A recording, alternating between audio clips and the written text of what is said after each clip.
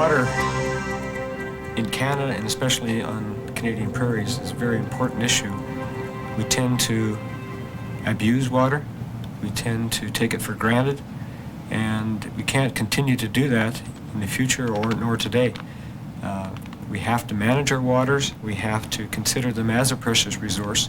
And in order to do that, we have to deal with multiple and often conflicting demands on water. We need water to help us with our industry. We have agriculture. We need water for the livestock watering. We need irrigation water. In Saskatchewan, the location of the water resource is often in conflict with where it is. In the north, we have a case where we have a water-rich situation and demand poor. In the south, water poor but demand rich. We have a location conflict that has to be resolved, and it's not an easily resolved issue.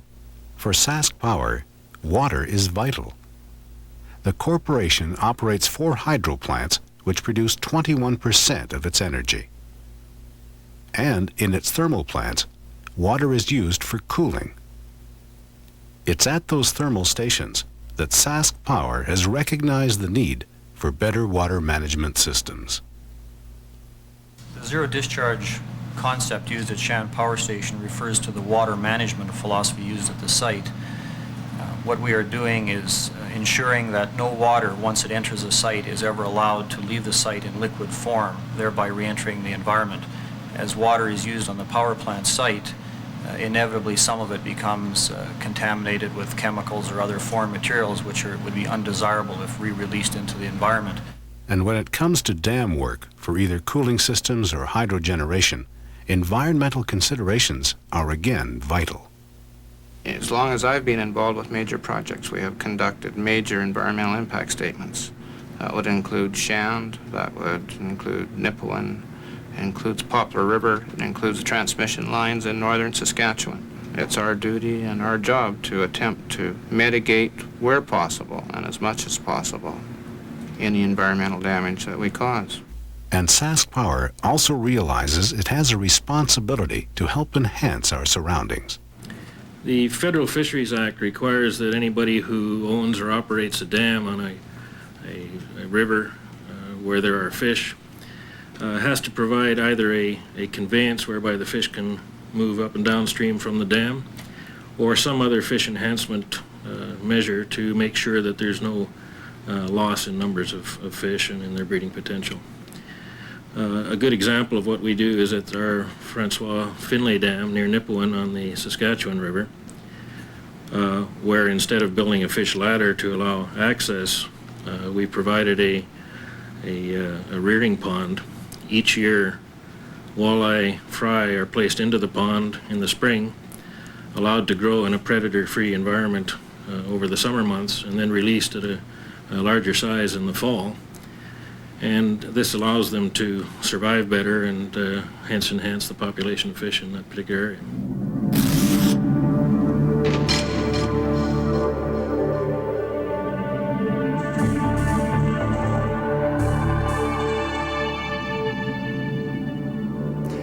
The way that we use the land and the way that we abuse the land has become one of the major environmental and people issues in our time. And it is above all a people issue. There is a tremendous concern about a growing limit to our resource base and how we can develop that resource base to meet people's needs and wants. Different people want to use land resources in different ways. Some people want to use it for power. Some may want to use the same land for power generation. Some may want to use it for other purposes like agriculture or forestry. How do we manage those limited resources on the land base for all of these different people's needs and wants?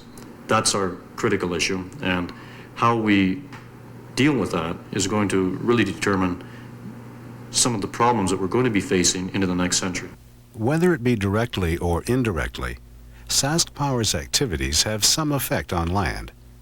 Because of our demand for electricity, power plants are built, transmission lines are built, distribution lines are built, and coal is mined.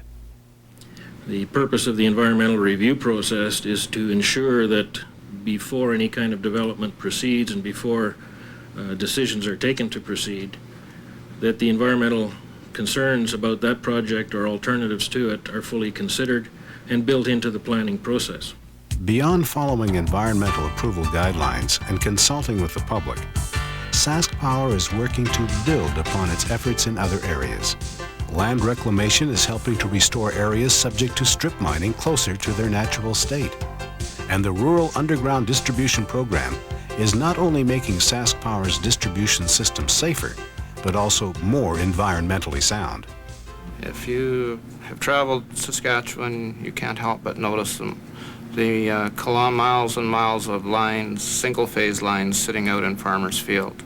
These are 14,400-volt lines which are used to supply practically all of rural Saskatchewan.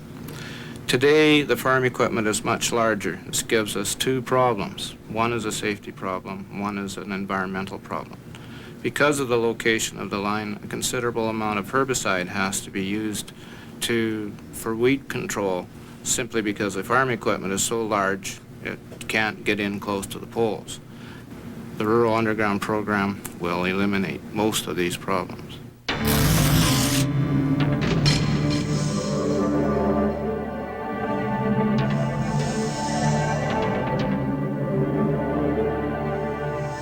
PCBs, as they're called, but the technical term would be polychlorinated biphenyls. You know, were first detected in 1881, but they were not manufactured until about 1930, when somebody thought of the very valuable properties such as flame retardants and coolants, etc. So why are we concerned about PCBs? PCBs happen to, apparently, to hang around in the environment for many, many years. And so we have noticed that PCBs are seen and found in fish-eating birds. They actually are now found in all continents of the earth, although there is no good explanation to explain how they got there. And in summary, you know, the constant persistence, or apparent constant persistence in the environment, is what we are concerned about. And that's why we like to see PCBs removed and destroyed as much as possible. Like most utilities, Sask Power once used PCBs.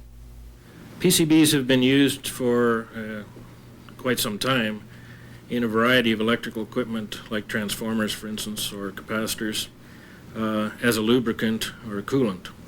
PCBs have been phased out recently for a number of reasons. The stability of the molecule that I talked about in terms of its value for electrical equipment is also part of the problem, in that when it gets into the environment, it doesn't break down easily and therefore can be built up, accumulated in the food chain. That's one of the problems. The second problem is if PCBs are burned at a relatively low temperature, they form some very toxic materials. Sask Power has been phasing out the use of PCBs since the mid-'80s, employing safe storage methods until a generally accepted method of disposal is found. In 1988, the need for a central provincial PCB collection facility was recognized. As a result, Sask Power built a $3 million high-security site near the Boundary Dam Power Station. First of all, the site was used simply to accumulate Sask Power's PCB contaminated material and to store it in a safe and secure manner. Subsequently, we started to take in materials that were generated by other users of PCB material in the province, and Sask Power picks up that material, transports it to the site, and will store it there along with its own material until an acceptable means of disposal is found.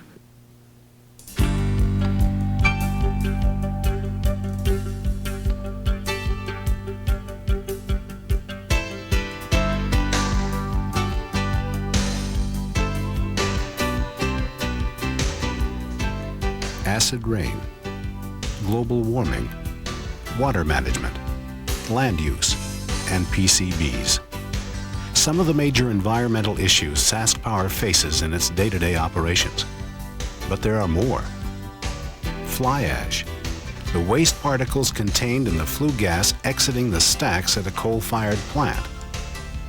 As a countermeasure, Sask Power has installed electrostatic precipitators to collect the ash and markets it for use in concrete and asphalt.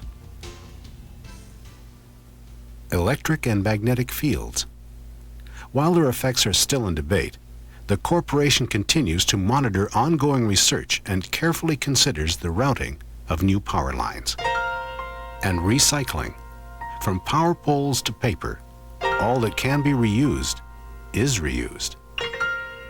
We must do everything that we can to mitigate the environmental problems. We must do everything we can to ensure that the environment is left as untouched as possible for future generations. Electricity. We all use it.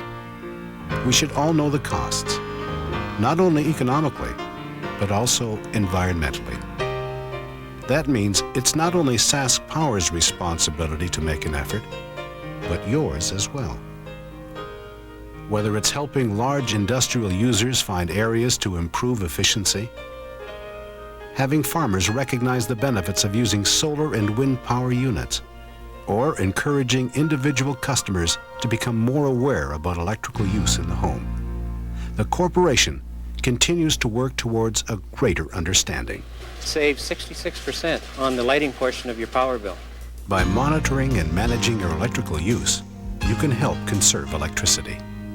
And by doing that, you can help Sask Power defer generation or slow down the need to expand.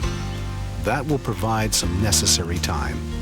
Time for the environment, and time for us to find more solutions to the problems we all face together. Whoa, you better pick those up. We gotta leave the place the way we found it. Because together, we can make a difference.